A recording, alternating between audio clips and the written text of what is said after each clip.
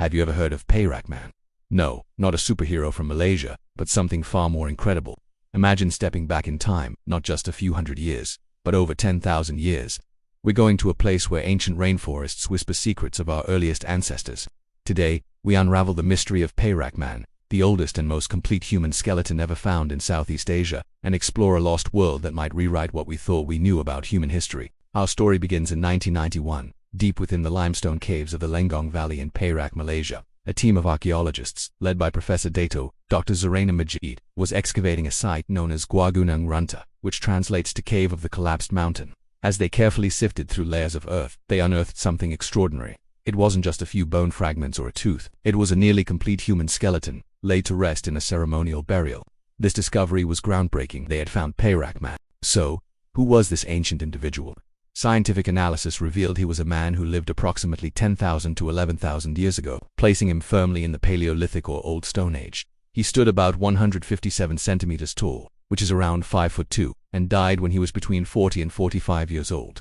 In an era where life expectancy was much shorter, reaching his 40s made him a respected elder of his community. But what makes Perak Man truly fascinating is the story his bones tell. The burial itself speaks volumes about his status. He was placed in a fetal position, a common practice in ancient burials, symbolizing a return to the womb or rebirth. But his burial was anything but common. He was surrounded by valuable and symbolic grave goods. Archaeologists found 10 stone tools, including hammerstones and pebble tools, placed near his hands and arms. Even more remarkably, scattered around his body were thousands of river shells, each painstakingly perforated to be strung together, along with cuts of meat from various animals like wild boar, monkey, deer, and monitor lizard. This elaborate ritual indicates a belief in an afterlife and shows the deep respect his people had for him. It was a farewell fit for a king or a revered shaman. Now, let's zoom out from this single cave and look at the bigger picture. Perak Man lived during a fascinating period at the end of the last ice age. The world looked very different then. Sea levels were much lower, and a vast landmass connected mainland Southeast Asia with the islands of Borneo, Sumatra, and Java. This ancient continent is known as Sundaland. The Lenggong Valley wasn't on the coast, it was deep inland, part of a massive continuous landscape. This brings us to a compelling question. Was Perak Man part of a larger population thriving across Sundaland? The evidence strongly suggests yes. The Lenggong Valley is an archaeological goldmine. It's one of the world's most important sites for documenting early human history, so significant that it was declared a UNESCO World Heritage Site in 2012. Excavations here have revealed an uninterrupted record of human settlement spanning nearly 2 million years. We've found stone tools from different periods, from the simple pebble tools of the Paleolithic era to the more refined tools of the Neolithic or New Stone Age. We've even found evidence of ancient workshops where these tools were made. This continuous record proves that people didn't just pass through Lenggong, they lived there for countless generations. They adapted, innovated, and built a society. Perak Man wasn't an isolated individual. He was part of a thriving, resilient community that had mastered the art of living in a tropical rainforest environment. They were hunter-gatherers moving through the landscape, understanding its rhythms, and using its rich resources to survive and flourish. But this leads to another mystery. What happened to them? Did the people of Sundaland, the ancestors of Perak Man, simply vanish? The answer is both no and yes. They didn't disappear in a cataclysmic event, but their world changed dramatically. As the Ice Age ended, the massive ice sheets at the poles began to melt.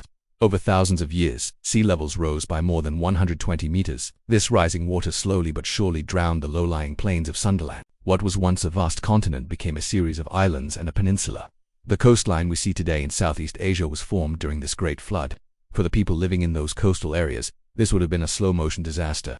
They would have been forced to migrate to higher ground. Their hunting grounds and homes submerged beneath the waves. Their populations became fragmented, separated by the newly formed seas. So, the people themselves didn't vanish, but their world, the continent of Sundaland, did. The descendants of Perak Man's people likely adapted to this new world. They became the ancestors of various indigenous groups we see in the region today. Genetic studies have shown a deep ancestral link between ancient remains like Perak Man and modern indigenous populations in Malaysia, like the Semang and Senoi people. They are the living legacy of Sundaland. What does Perak Man prove? He is tangible, physical proof of a sophisticated and ancient human presence in Southeast Asia. He challenges the old idea that significant cultural development only happened in Europe or the Middle East. His careful burial shows that abstract thought, spirituality, and complex social structures existed here over 10,000 years ago. He proves that early humans were not just brutish survivalists but compassionate beings who cared for their weak and honored their dead. His existence, coupled with the archaeological treasures of the Lenggong Valley, paints a vivid picture of life on the lost continent of Sundaland. He is a testament to human resilience, adaptation, and the enduring power of community. He is the founding father of Malaysia, a silent storyteller whose bones narrate the epic tale of our shared human journey. Today you can visit the Lenggong Archaeological Gallery and see a replica of Perak Man's skeleton still nestled in the earth as he was found. It's a powerful reminder that the ground beneath our feet holds incredible stories waiting to be discovered. The story of Perak Man is not just Malaysia's story. It's a vital chapter in the story of all humanity. It reminds us of where we came from and of the forgotten worlds that shaped us. Thank you for joining me on this incredible journey back in time. If you found the story of Perak Man as fascinating as I do, please hit that like button and subscribe for more deep dives into the mysteries of our past. See you next time.